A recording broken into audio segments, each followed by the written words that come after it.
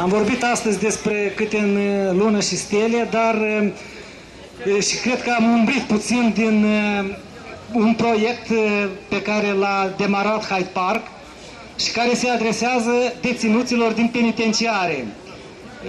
Este vorba despre donarea de cărți. Am înțeles că în aceste penitenciare nu prea au cărți sau, mă rog, cele care sunt, de cele mai multe ori, sunt necitibile.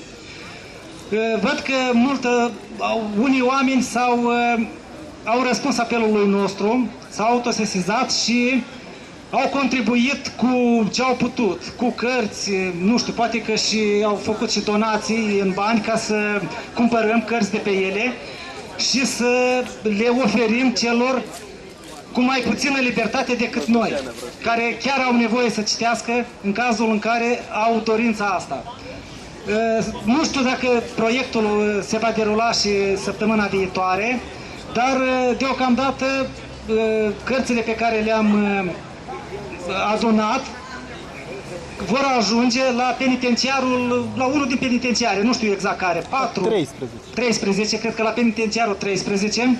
Sper că vor ajunge toate la destinație, fără nicio problemă, că nu vor apărea obstacole în calea recepționărilor de către biblioteca penitenciarului. Acum cine e în trecere pe aici, cine a venit, dacă mai are posibilitatea să contribuie la îmbogățirea fondului de carte de la penitenciarul 13, vă rugăm să lăsați o carte. Dacă nu, puteți și mai târziu. Noi suntem disponibili să primim cărți și în alte zile ale săptămânii pe care le vom dona deținuților, adică penitenciarului, bibliotecii din penitenciar, la care vor avea acces deținuții de acolo.